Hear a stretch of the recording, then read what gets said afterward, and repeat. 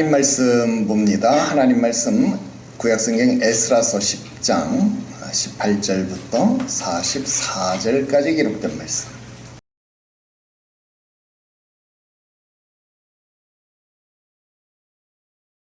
제사장의 무리 중에 이방 여인을 아내로 맞이한 자는 예수와 자손 중 요사닥의 아들과 그의 형제 마세야와 엘리에셀과 야립과 그달랴라. 그들이 다 손을 잡아 맹세하여 그들의 아내를 내보내기로 하고 또 그 죄로 말미암아 순양 한 마리를 속건제로 드렸으며 또 인멜 자손 중에서는 하나니와 스바랴요 하림 자손 중에서는 마세야와 엘리야와 스마야와 여이엘과 우시야요 바스울 자손 중에서는 엘요에네와 마세야와 이스마엘과 느다넬과 요사박과 엘라사였더라. 레위 사람 중에서는 요사박과 시므이와 글라야라 하는 글리다와 부다히야와 유다와 엘리에셀이었더라. 노래하는 자 중에서는 엘리야시비요 문지기 중에서는 살룸과 델렘과 우리였더라. 이스라엘 중에서는 바로스 자손 중에서는 라미아와 이시야와 말기야와 미야민과 엘라살과 말기야와 분하야요 엘람 자손 중에서는 마따냐와 스가랴와 여히엘과 압디와 여레목과 엘리야요 사뚜 자손 중에서는 엘요에네와 엘리야십과 마따냐와 여레목과 사박과 아시사요 베베 자손 중에서는 여우하난과 하나냐와 삽베와 아들레요 바니 자손 중에서는 무술람과 말룩과 아다야와 야숲과 스왈과 여레못이요 바모암 자손 중에서는 안나와 글랄과 분하야와 마세야와 마따냐와 부살렐과 빈누이와 문하세요 하림 자손 중에서는 엘리에셀과 이시야와 말기야와 스마야와 시므온과 베냐민과 말룩과 스마랴요 하숨 자손 중에서는 마뜨네와 마따따와 사박과 엘리벨렉과 여레메와 문하세와 시므이요 바니 자손 중에서는 마아데와 아므람과 우엘과 분하야와 베디야와 글루히와 와냐와 무레목과 에라십과 마따냐와 마뜨네와 야아수와 바니와 빈누이와 시므이와 셀레마와 나단과 아다야와 막나드베와 사세와 사레와 아사렐과 셀레마와 스마랴와 살룸과 아마랴와 요셉이요 느보 자손 중에서는 여이엘과 마띠디야와 사박과 스비네와 이또와 요엘과 분하였더라. 이상은 모두 이방 여인을 아내로 맞이한 자라. 그 중에는 자녀를 낳은 여인도 있었더라. 할렐루야. 오늘은 에스라서 10장 18절부터 44절까지 기록된 말씀 통해서 에스라서의 마지막에 기록되어진 내용을 살펴보려고 합니다. 여러분, 드디어 에스라서의 마지막 장면에 와 있습니다. 여러분, 1장의 고레스 왕의 마음을 움직이신 하나님, 그 이야기로 시작된 이야기가 오늘 우리가 읽었던 이야기는 수없이 많은 사람들의 이름, 그 명단으로 마무리가 되고 있습니다. 여러분, 에스라서를 처음부터 이렇게 되돌아 보면은요, 하나의 흐름이 보이게 되는데요. 하나님께서 고레스의 마음을 감동시키셨다. 그래서 포로들을 예루살렘으로 가나안 땅으로 돌려보내셨다. 그리고 하나님의 손이 스룹바벨과 함께 하셔서 성전을 재건하게 하셨다. 또 하나님의 손이 에스라 위에 있어서 바벨론에서 예루살렘까지 또 그 먼 길을 두 번째로 인도하셨다. 그리고 하나님의 말씀을 가르치게 해서 이 공동체 안에서 죄를 드러내시고 공동체를 모으시고 그들을 회개의 자리로 이끄셨다라는 겁니다. 결국 에스라서의 전체 이야기를 우리가 살펴보면 사람들의 이야기 같지만 사실은 사람들의 이야기가 아니라 하나님의 이야기입니다. 여러분, 이 모든 일들을 하나님이 하셨다는 겁니다. 하나님의 손이 고레스 왕의 마음을 만지셨다. 백성들의 마음을 만지셨다. 하나님의 말씀이 백성들을 모았다. 백성들을 회개하게 했다.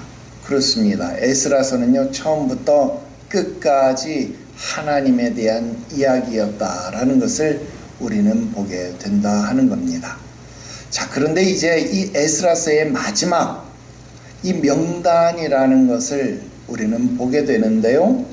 처음 이 명단을 우리가 읽게 되면 좀 의외로 느껴질 수 있다는 겁니다. 왜요? 성전도 지어졌습니다. 회개도 했습니다. 그런데 적혀진 이름들을 보니까 그냥 무미건조한 이름밖에 없어요. 여러분, 여기에는 어떤 찬양도 없고 축하의 말씀도 없고 회복에 대한 선언도 없습니다. 그냥 죄를 범한 사람들의 이름 목록이 마지막에 적혀 있을 뿐이다 라는 겁니다. 여러분, 하나님은 왜 에스라서를 이렇게 끝내실까요? 왜 이렇게 마무리를 지으셨을까요? 오늘 본문 말씀이 그 질문에 대한 대답을 우리에게 주고 있습니다. 여러분, 이 명단 안에는 세 가지 사실이 담겨져 있습니다. 하나님은 누구에게나 똑같은 거룩을 요구하신다라는 것, 그리고 하나님은 회개를 실제 삶에서 요구하신다라는 것, 그리고 하나님은 거룩한 언약을 끝까지 보존하신다라고 하는 것입니다. 오늘 이 세 가지를 살펴보려고 합니다. 자, 첫 번째 말씀 드릴게요. 하나님은 누구에게나 같은 거룩을 요구하신다라는 겁니다. 다시요. 하나님은 똑같은 거룩함을 모든 사람들에게 요구한다라는 겁니다. 여러분, 명단이 시작되고 있습니다. 18절 말씀부터 보니까 제사장 중에 이방 여인을 맞이한 자는 예수아의 아들들 중 마세야, 엘리에셀과 야립, 그달. 여러분, 제사장들의 이름이 그냥 나오고 있습니다. 일반 백성이 아닙니다. 하나님의 성전에서 가장 가까운 자리에 있던 사람들의 명단, 그들의 명단이 가장 앞에 서 있다라는 겁니다. 여러분, 보통 사람들은 이 말씀을 보면서 그래, 제사장들의 책임이 가장 크지, 그들부터 똑바로 섰어야 사람들이 똑바로 섰을 거 아니야? 여러분, 이런 말들을 하기 쉽습니다. 오늘날도 사람들은 교회에서 그런 말 많이 합니다. 목사가 똑바로 해야지, 장로가 똑바로 해야지. 여러분, 이런 말 쉽게 내뱉습니다. 그러나 여러분, 오늘 본문이 우리들에게 주는 정말 중요한 신학적 진술을 우리가 분명하게 밝혀낼 수 있어야 된다라는 겁니다. 여러분, 오늘 본문 말씀에 기록되어진 이 이야기들은요, 단순히 지위가 높은 사람들에게 더 큰 책임을 지라, 여러분, 윤리적 차원을 이야기하는 것이 아닙니다. 더 근본적인 것을 우리들에게 말씀하는 겁니다. 그것은 무엇이냐면 하나님의 거룩함 앞에서 직분이 예외 조건이 되지 않는다. 즉, 제사장이라고 해서 너는 열외, 레위인이라고 해서 너는 조금만, 너는 성전에서 노래하는 성가대니까 너는 그거보다 조금 더 많이. 여러분, 이런 차별이 적용되는 것이 아니다라는 겁니다. 여러분, 18절에서 언급되고 있는 이 예수아가 누굽니까? 스룹바벨과 함께 1차 귀환 때 대제사장 예수아, 그 예수아의 후손일 겁니다. 지금 2차 포로 귀환은 한 70년 정도의 차이가 있으니까 이때도 예수아가 있다라고 하는 말은 무슨 말이에요? 아버지의 성씨를 그냥 그대로, 그 이름을 그대로 쓰는 그런 내용이 있죠. 주니어가 있는 거죠. 그러니까 같은 예수아는 아닐 것이고, 여러분, 그 스룹바벨과 함께 백성들을 이끌고 왔던 대제사장 예수아의 후손으로 추정될 것이다라는 겁니다. 하나님의 말씀, 언약에 가장 가까이 있었던 자, 그 언약을 가장 가까이에서 섬겨왔던 가문이 먼저 죄의 자리, 그러나 지금은 회개의 자리에 가장 먼저 와 있다라는 겁니다. 그런데 본문 말씀 보니까 제사장만으로 끝나지 않고 있습니다. 20절에서 22절 말씀 보면 임멜 자손, 하림 자손, 바스홀 자손, 여러분, 제사장 가문들이 이어진 다음에는요, 23절에서 레위인들이 기록되고 있어요. 24절에는 노래하는 자들, 문지기들이 기록되고 있습니다. 그리고 25절부터는 일반 백성들이 가문별로 기록되어지고 있습니다. 여러분, 이 명단의 전체적인 흐름을 한번 살펴보세요. 제사장, 레위인, 성전 봉사자, 그리고 일반 백성, 하나님의 백성들이 한 사람도 빠짐없이 그냥 쭉 기록되고 있습니다. 가문별로 기록되고 있습니다. 가장 가까운 자리에서 가장 먼 자리까지 여러분 모두가 이 명단 앞에 서 있다라고 하는 겁니다. 여러분 이 명단이 말하는 것, 그것은 차별이 아닙니다. 예외가 아니다라는 겁니다. 아까 말했던 것처럼 어떤 사람들은 이렇게 생각합니다. 목사님이니까 더 거룩해야 하는 것 아닙니까? 맞습니다. 목사니까 더 거룩해야 하는 건 맞습니다. 그러나 목사니까 더 거룩해야 되고 평신도니까 덜 거룩해도 된다? 여러분 성경은 그걸 말하는 게 절대로 아닙니다.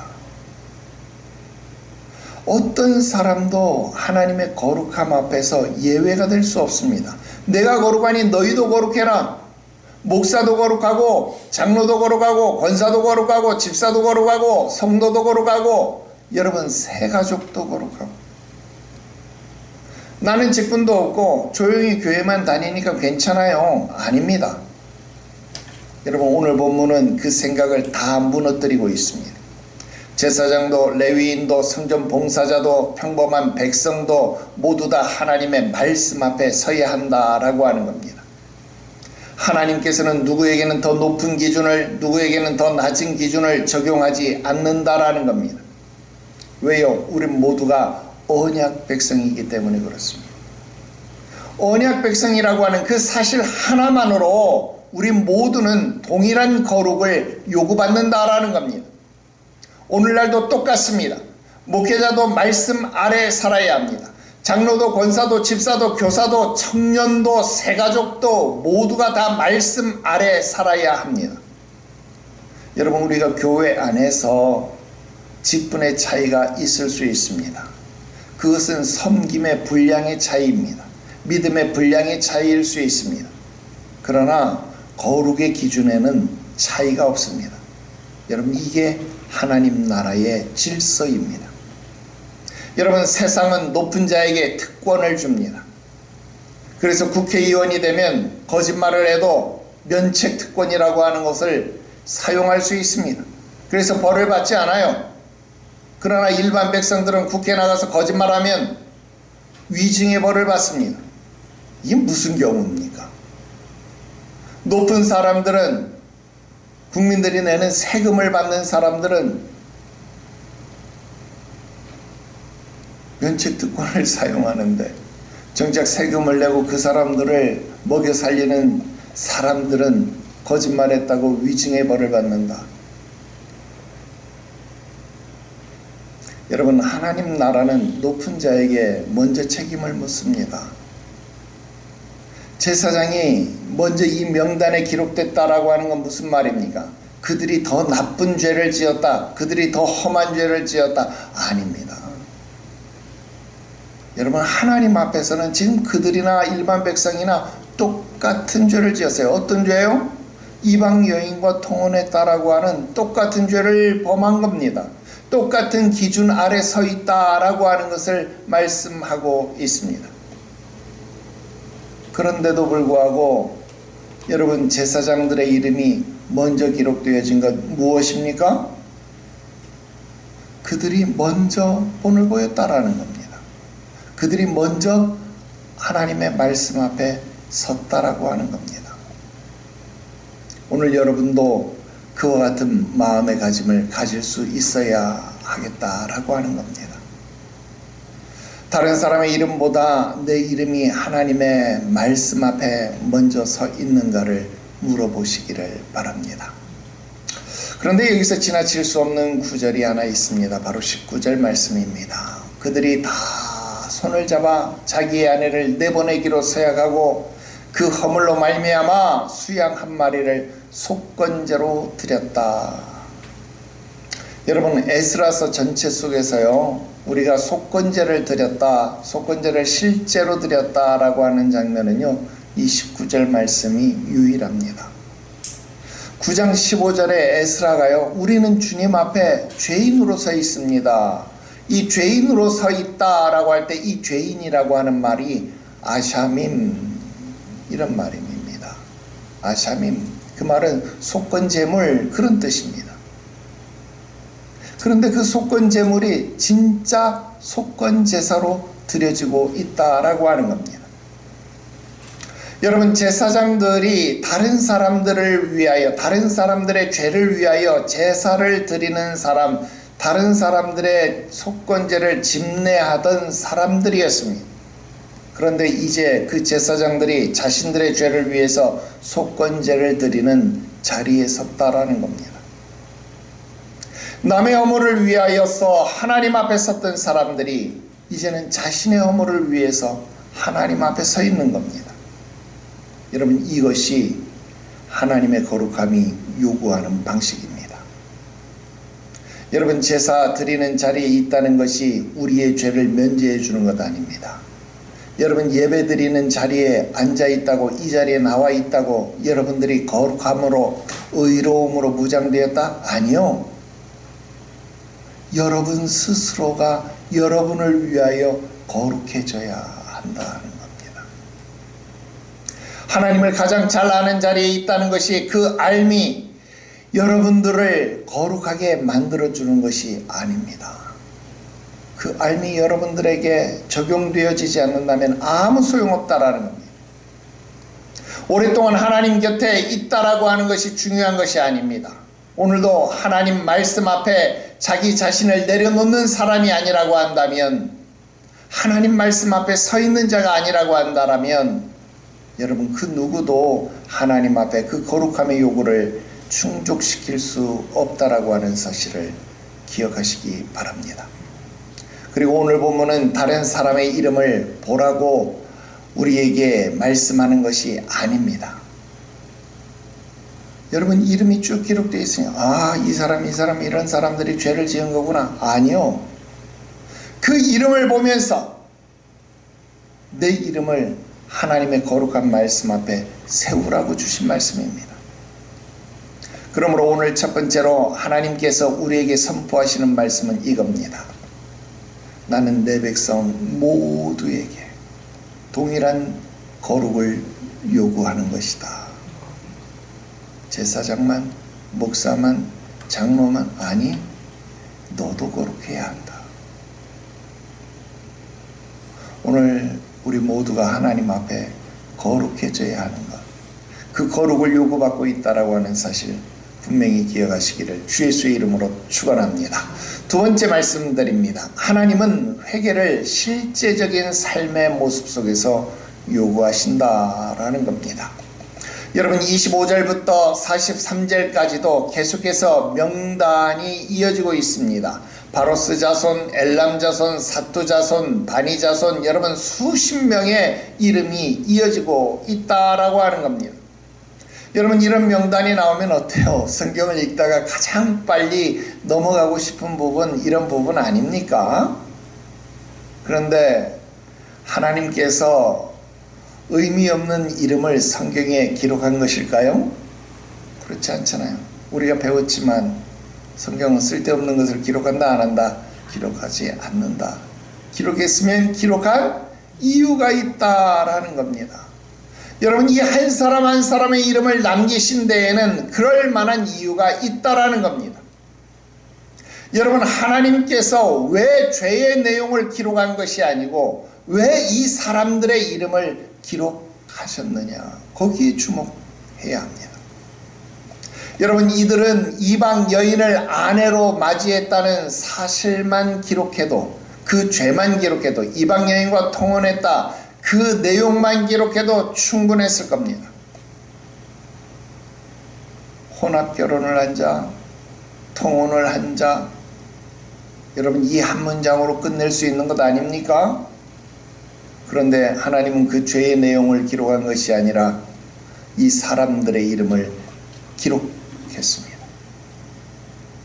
여러분, 우리 아까 제사장 명단 나오고 일반 백성 명단 나중에 나오니까, 야, 제사장의 책임이 크다, 그렇게 오해했던 것처럼, 여러분, 이 명단이 쭉 나오니까 사람들은 또 오해합니다. 야, 그래, 이 죄인들의 이름을 이렇게 역사에 기록해 가지고 영원히 이들이 수치를 당하게 하는 것이구나.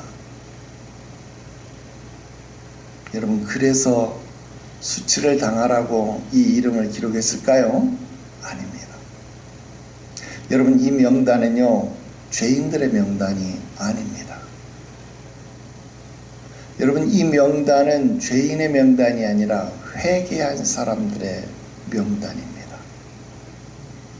아무도 아멘을 안 하네. 여러분, 이 명단은요, 회개한 사람들입니다. 여러분, 이 사람들은 완전한 사람들이 아니었습니다. 실패한 사람이었습니다. 말씀을 거역했던 사람들이었습니다. 그런데 그들은 자신의 죄를 숨기지 않았습니다. 하나님 말씀 앞에 섰습니다. 그리고 회개했습니다. 그리고 실제로 하나님 말씀 앞에 자신을 세웠습니다. 그래서 하나님은 그들의 실패보다, 그들의 죄악보다 그들의 순종을 기억하시고 기록하는 것이다라는 겁니다. 사람은 다른 사람들을 기억할 때 그 사람들의 실패를 먼저 기억합니다. 아, 그 사람, 그래, 그런 잘못을 했던 사람이지. 그 사람 문제가 있었잖아. 여러분, 사람들은 그 사람의 잘못된 것, 추악한 점, 실패했던 과거, 여러분, 이런 것들을 기억하더라 하는 겁니다. 그러나 하나님은 회개한 사람을 새롭게 기억하십니다. 하나님께서는 회개한 사람들의 이름을 지워버리지 않습니다. 오히려 성경에 남겨두셨다라는 겁니다. 오늘 이 말씀은 저들의 수치를 영원히 드러내기 위해서 기록한 것이 아니라 말씀 앞에 돌아온 저들의 순종을 기억하시기 위하여, 저들의 상을 주시기 위하여 저들의 이름을 기억한 것입니다. 여러분, 이 사람들의 이름을 다 세어보면은요, 학자에 따라서 분류가 좀 다릅니다만, 왜냐하면 동명이인 또는 이런 사람들이 있어서 110명에서 113명까지 분류가 돼요. 통상적으로 볼 땐 111명 그렇게 이야기를 합니다만, 어쨌든 전체 숫자를 세보면 111명이 된다라는 겁니다. 에스라와 함께 귀환한 전체 공동체에 비하면요, 정말 적은 숫자입니다. 그런데 에스라서는 이 적은 숫자를 군중 속에 묻어버린 것이 아니다라는 겁니다. 무레못, 엘리야십, 마세야, 이스마엘, 느다넬, 여러분, 한 사람 한 사람의 이름을 모두 기록했습니다. 여러분, 하나님 앞에서 회개는요, 익명이 아닙니다. 교회라는 이름 뒤에 숨거나 군중 속에 묻힐 수 없습니다.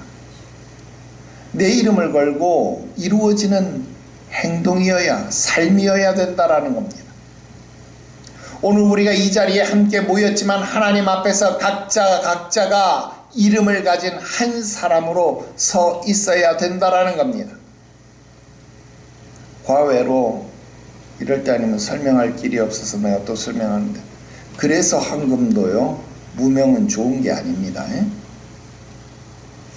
하나님은 다 아신다. 내가 이름 기록 안 해도, 기도 제목 기록 안 해도 하나님은 다 아신다. 하나님 다 알죠. 그렇게 말하면서 무명으로 드려요.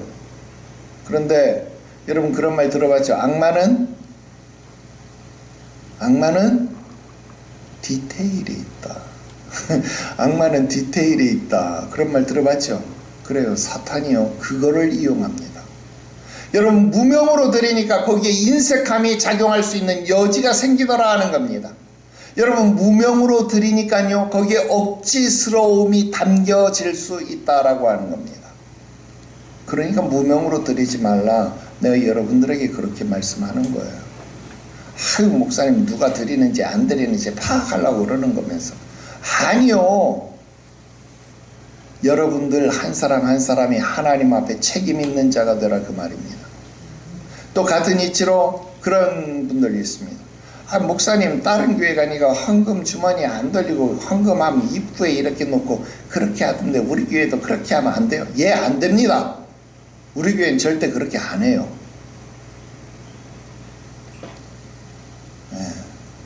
여러분, 정말로 신앙에 흔들림이 없는 분들이라고 한다면요, 헌금함을 놓거나 헌금 주머니를 놓거나 여러분 차이가 없어요.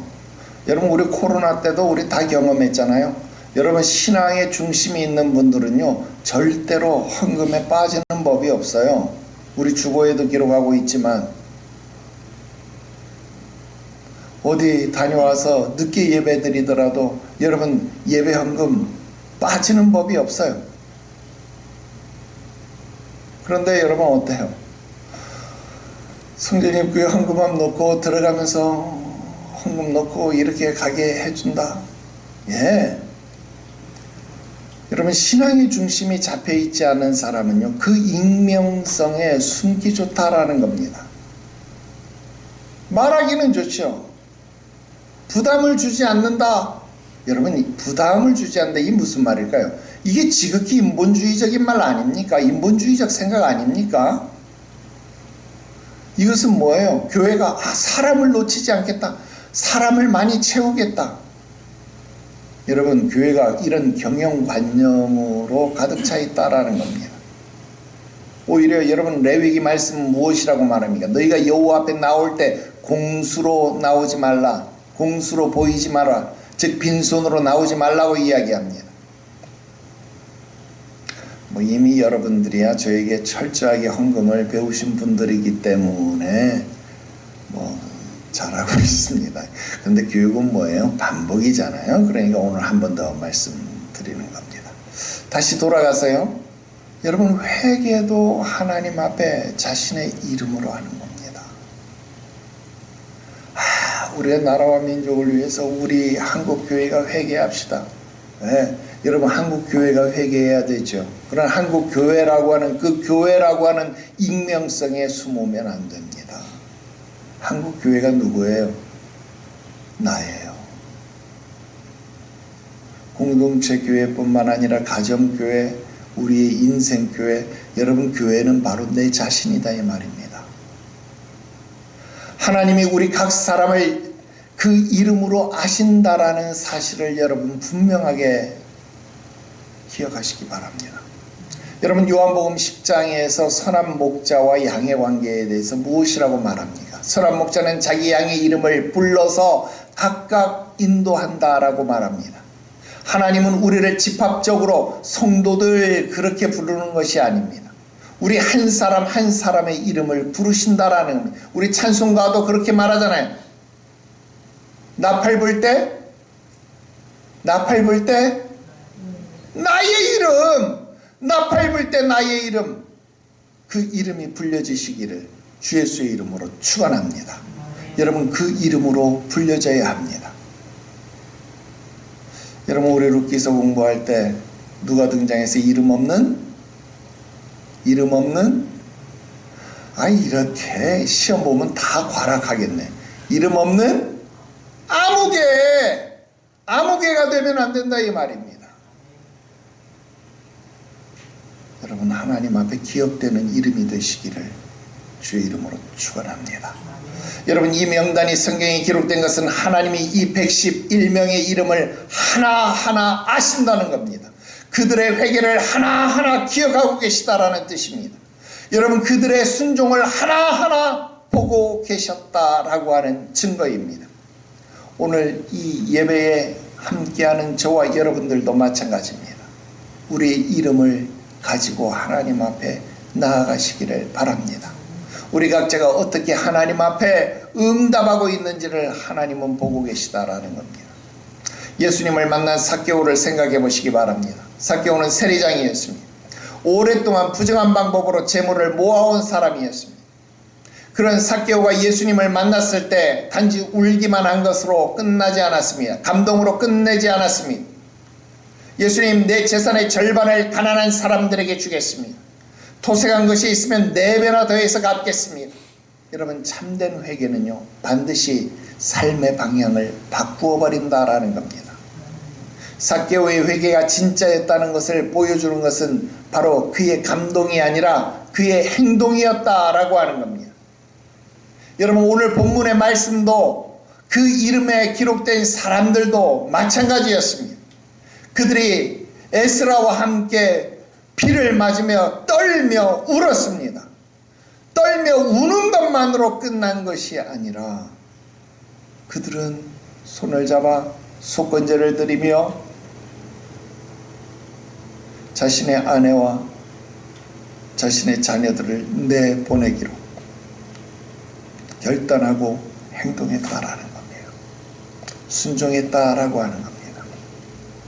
그 행동한 사람들의 이름이다라는 겁니다. 말씀 앞에서 결단했고 그 결단을 실제 삶으로 옮겼습니다.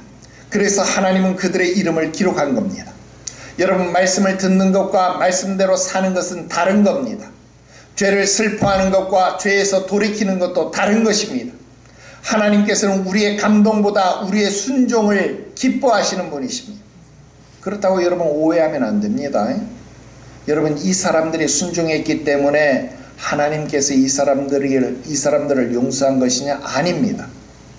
이미 에스라서는 우리에게 하나님 앞에 이렇게 에스라가 고백을 했잖아요. 우리 하나님께서 우리를 버려두지 아니하셨다. 스가랴도 말했습니다. 이스라엘에게는 아직도 소망이 있습니다. 그렇습니다. 소망은 사람에게 있는 게 아닙니다. 하나님께 있습니다. 은혜가 먼저입니다. 여러분, 순종 그 은혜를 얻기 위한 조건이 아니라 은혜에 대한 응답입니다. 하나님께서 먼저 이들을 포기하지 않으셨기 때문에 이들이 포기하지 않고 말씀 앞에 설 수 있었던 겁니다. 야고보서 1장 22절에 너희는 말씀을 행하는 자가 되고 듣기만 하는 자신을 속이는 자가 되지 말라. 여러분, 말씀을 행하는 자가 되고 들어서 자기를 속이는 자가 되지 말라 그랬습니다. 여러분, 오늘 여러분도 그런 사람이 되어야 합니다. 여러분, 예배 시간에 감동을 받을 수 있습니다. 말씀을 들으며 눈물을 흘릴 수도 있고, 눈물도 요즘은 안 흘리더라. 눈물도 흘릴 수 있습니다. 그러나 하나님께서 오늘 우리들에게 요구하는 게 무엇입니까? 여러분, 주일날 그 감동, 그 회개가 월요일의 삶으로 이어지고 있느냐 하는 겁니다. 말씀을 들은 귀가 순종하는 발걸음으로 이어지고 있느냐 하는 겁니다. 정말 용서받은 사람답게 살아가고 있느냐 하는 겁니다.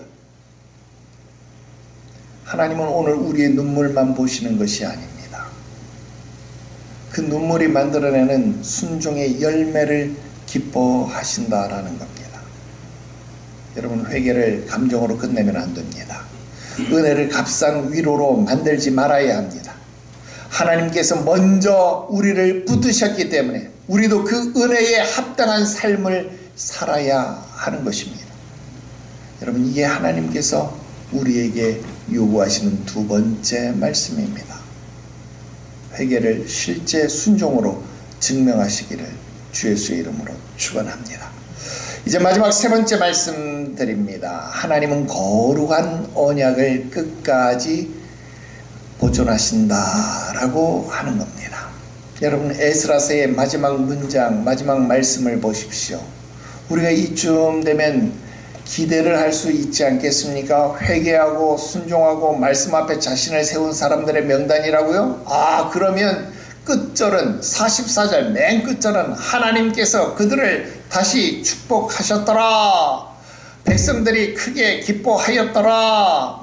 나라가 평안을 누렸더라. 이런 말씀이 끝나야 될 것 아니겠습니까? 그런데 에스라서가 그렇게 끝나지 않고 있어요.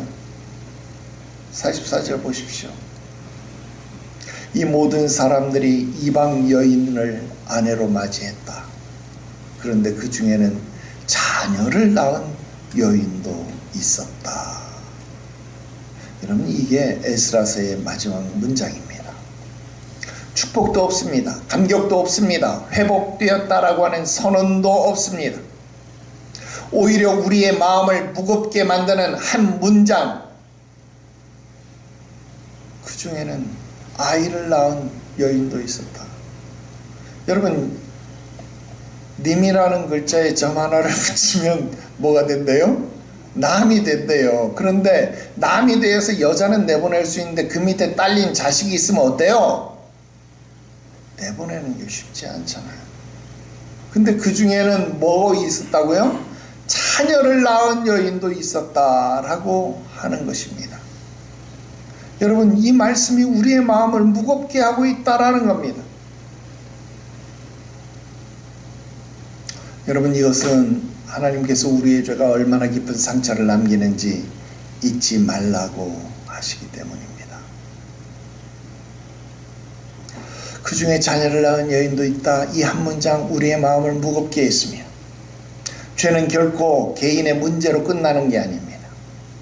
한 사람의 선택은 한 가정을 흔들어 버립니다. 한 가정이 무너지는 것은 다음 세대까지 영향을 미친다라는 겁니다. 여러분, 이방 여인을 내보내는 그 자리에 아이들이 있었습니다. 어머니와 아버지 사이에 아이들이 있었다라는 겁니다. 에스라서의 마지막 장면은 깔끔하게 정리되는 결말이 아닙니다. 순종의 자리에는 해결되지 않은 아픔, 복잡하게 엉킨 현실이 함께 있었습니다. 여러분, 하나님께서 이방 여인과 통혼을 금지시킨 이유가 뭘까요? 여러분, 민족을 차별하기 위해서입니까? 아닙니다.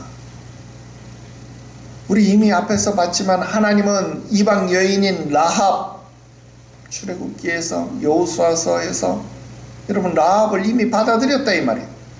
룻기에서 모압 여인이었던 룻도 언약 백성 안으로 받아들이셨다라는 겁니다. 그렇다면 여러분, 문제는 혈통이 아닙니다. 그럼 문제가 뭐냐? 언약을 떠나서 우상을 받아들이는 것, 우상을 섬기는 것, 그게 문제입니다. 신명기 7장에 보면 하나님은 그렇게 말씀합니다. 그가 너희 아들을 유혹하여서 나를 떠나 다른 신들을 섬기게 할 것이다. 여러분, 통혼의 문제는요, 결혼 자체가 문제가 아닙니다. 언약이 무너지는 겁니다. 그리고 그 결과 다음 세대까지 이어지는 겁니다. 그래서 44절은 자녀를 언급하는 겁니다. 죄는 언제나 우리 자신보다 더 멀리 영향을 미친다라는 겁니다. 에스라서는 여기서 끝납니다. 그런데 하나님의 역사는 여기서 끝나지 않아요. 에스라서는 아무 설명도 하지 않습니다. 완전히 거룩해졌다라고 말하지 않습니다. 왜요? 아직 회복이 완성되지 않았기 때문에 그렇습니다. 우리는 알고 있습니다. 이제 이어지는 느헤미야에서, 다음 주부터 공부해야 될 느헤미야에서 똑같은 죄가 발생합니다. 여러분, 우리는 거룩함을 향해서 전진합니다. 나아가고 있습니다. 그런데 여전히 연약합니다. 오늘 잘 결단했다가 내일 또 실패하는 것, 그게 우리의 현실입니다. 기도했지만 여전히 해결되지 않은 문제가 우리들에게 남아 있습니다. 개혁을 시도했지만 다음 세대가 똑같은 죄악들을 반복하는 것을 목격하게 됩니다. 여러분, 이것이 에스라서 마지막 장면처럼 깔끔하게 끝나지 않는 것, 우리의 인생이다라는 겁니다. 그렇기 때문에 우리의 소망은 사람에게 있는 게 아닙니다. 또 우리가 완전한 사람이 되는데 있지도 않습니다. 우리의 소망은 하나님께 있는 겁니다. 이런 우리도 받으시는 하나님, 그 하나님께 소망이 있습니다. 이런 우리도 붙잡으시는 하나님께 소망을 두어야 합니다. 그래서 여호와를 기뻐하는 것이 너희의 힘이라.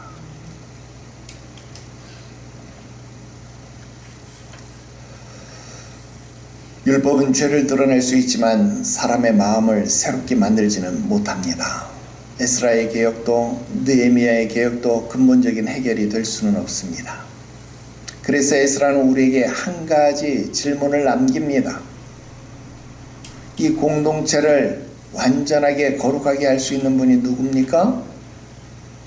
인간의 힘으로 불가능한 이 일을 할 수 있는 분이 누굽니까? 여러분, 다시 19절에 제사장들이 자신의 허물로 말미암아 수양 한 마리를 속건제로 드렸던 그 속건제의 모습을 기억해 보십시오. 이 수양 한 마리의 속건제, 공동체의 죄가 완전히 해결되었습니까? 안 됐습니다. 히브리서 10장 4절에 황소의 염소의 피가 너희의 죄를 능히 없앴다? 못 없앴다? 못 없앴다. 여러분 19절에서 속건제를 드렸지만 그 속건제의 피가 이스라엘의 백성의 죄를 완전하게 하지 못했다라는 겁니다. 그래서 에스라의 개혁은 처음부터 더 큰 분, 더 완전한 분을 향하고 있었음을 보여준다라는 겁니다. 마태복음 1장을 펴게 되면 예수 그리스도의 족보가 나옵니다. 거기에 보면 스룹바벨도 나옵니다. 에스라가 활동하던 시대에 사람들의 이름들이 다수 나오는 것을 보게 됩니다. 여러분, 하나님이 거룩한 씨앗을 끝까지 보존하신 것, 그게 무엇입니까? 마침내 예수 그리스도의 탄생으로 완결시키기 위해서입니다. 예수 그리스도는 죄인을 공동체 밖으로 내쫓으시는 분이 아니라 오히려 그 공동체 밖으로 쫓겨난 우리를 대신하여서 성문 밖에서 십자가를 지신 분이십니다. 우리가 받아야 할 저주를 대신 담당하시고 우리를 하나님의 언약 안으로 다시 불러들이셨다라고 하는 겁니다. 히브리서 10장 12절 말씀에 오직 그리스도는 죄를 위하여 한 영원한 제사를 드리시고 하나님 우편에 앉으셨다 그랬습니다. 에스라 공동체가 드린 수양 한 마리의 속건제가 가리키던 그 방향 끝이 누굽니까? 바로 그리스도 예수십니다. 에스라서의 결말, 그들 가운데는 아이를 낳은 여인도 있었다. 그런 복잡한 현실 속에서도 인간의 개혁이 반복적으로 실패하는 역사 속에서도 하나님은 이 거룩한 언약을 포기하지 않으셨습니다. 그리고 그 보존이 마침내 예수 그리스도 안에서 완성되었다라고 하는 것입니다. 아브라함에게 하신 약속, 다윗에게 하신 약속, 그 약속이 이제 이 공동체를 통하여서 흘러가야 했습니다. 에스라가 3달 동안이나 조사하면서 이 죄를 밝혀내고 싸워야 했던 그 이유는 바로 이 씨가 흘러갈 통로를 지켜내기 위함이었습니다. 그리고 하나님은 그 통로를 지켜내셨고 마침내 그 통로를 통하여서 메시아의 족보가 완성되었습니다. 에스라서는 그 큰 이야기의 한 부분, 한 챕터였다라는 겁니다. 그리고 오늘 우리도 그 이야기 안에 있습니다. 그리스도 안에서 시작되어진 이 이야기가 마침내 완성되어질 최후의 그날을 향하여 달려가고 있습니다. 오늘 우리도 이 말씀 앞에 서야 합니다. 우리의 신앙이 흔들리고 우리의 개혁이 미완성이고 우리의 삶이 자녀를 낳은 여인이 있는 것처럼 복잡한 현실 속에 있을지라도 하나님은 우리와 맺으신 언약을 포기하지 않으셨습니다. 그리고 우리를 붙잡고 계십니다. 끝까지 이루시는 하나님의 손이, 끝까지 우리를 새롭게 하시는 하나님의 말씀이 에스라서에서 우리에게 증명하였던 것처럼 오늘 여러분들 가운데 역사되어지고 있는 것, 여러분들의 참된 소망이 되는 것 믿으시기를 주 예수의 이름으로 축원합니다. 이제 결론을 맺겠습니다. 우리는 오늘 에스라서의 마지막 장을 보았습니다. 돌이켜보면요, 에스라서는 처음부터 끝까지 한 가지 이야기를 들려준 겁니다. 포로된 백성 누가 돌아오게 했습니까? 하나님이 돌아오게 했습니다. 무너진 성전 누가 다시 세우신 겁니까? 하나님이 다시 세우신 겁니다. 잊혀졌던 말씀 누가 다시 들려주신 겁니까? 하나님께서 들려주신 겁니다.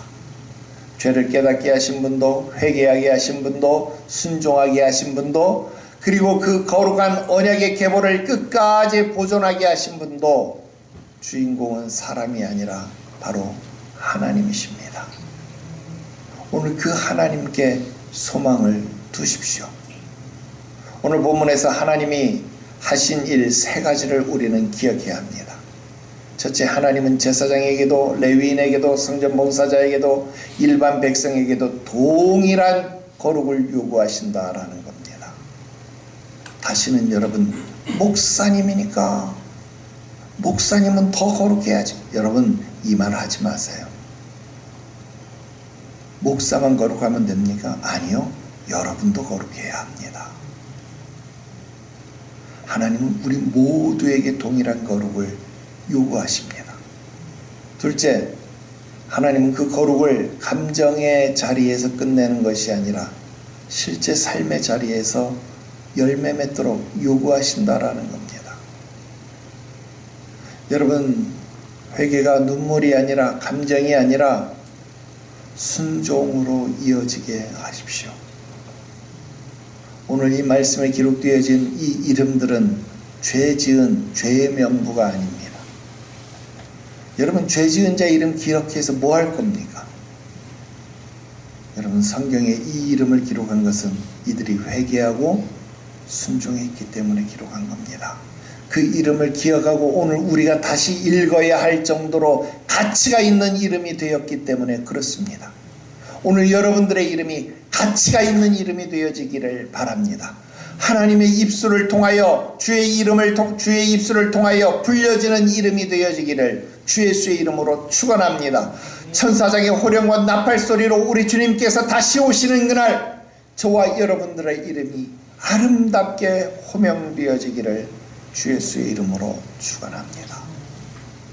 마지막으로 오늘 우리 인간의 개혁, 우리 인간의 회개가 미완성으로 끝나는 이 현실 속에서도 하나님의 언약은 끝까지 보존된다라고 하는 이 사실을 기억하시고 소망을 하나님께 두십시오. 답답한 현실이 여러분들에게 놓여 있습니다. 아이 낳은 여인들이 있었다. 끝나지 않은 다음 세대까지 연결되는 이 죄의 문제가 있어서 무겁다, 어렵다, 힘들다, 답이 보이지 않는다. 그런 환경이 우리에게 있죠. 그럼에도 불구하고 오늘 여러분들에게 소망이 있습니다. 왜? 하나님이 여러분들을 붙들고 계시기 때문에 그렇습니다. 하나님께서 여러분들에게 그 소망을 주시고 계시기 때문인 것 믿으시기를 주 예수의 이름으로 축원합니다. 빌립보서 1장 6절에서 바울은 이렇게 고백합니다. 너희 안에서 착한 일을 시작하신 이가 그리스도 예수의 날까지 이루실 줄을 우리가 확신하노라. 여러분, 에스라 시대에 시작하신 하나님은요, 오늘도 일하고 계십니다. 포로된 백성을 회복시키신 하나님, 오늘 우리도 회복시키실 겁니다. 무너진 성전을 다시 세우신 하나님, 오늘 우리들의 무너진 가정, 우리들의 무너진 삶의 자리들을 다시 일으키실 것입니다. 그리고 오늘 죄의 오명으로 얼룩진 우리들의 이름을 순종한 자의 이름으로 바꾸실 겁니다. 그리고 그 구원의 역사를 끝까지 이루어서 오늘 하나님 앞에 온전한 자라고, 하나님의 사랑을 받은 자라고, 하나님이 기억하시는 자라고 오늘 여러분들을 부르시는 것 믿으시기를 주 예수의 이름으로 축원합니다. 기도 드립시다. 거룩하신 하나님 아버지, 오늘 에스라서의 마지막 장을 살펴보았습니다. 하나님은 누구에게나 같은 거룩을 요구하시는 것 우리로 기억하게 하셔서 남을 판단하고 정죄하는 자 되지 말게 하시옵소서.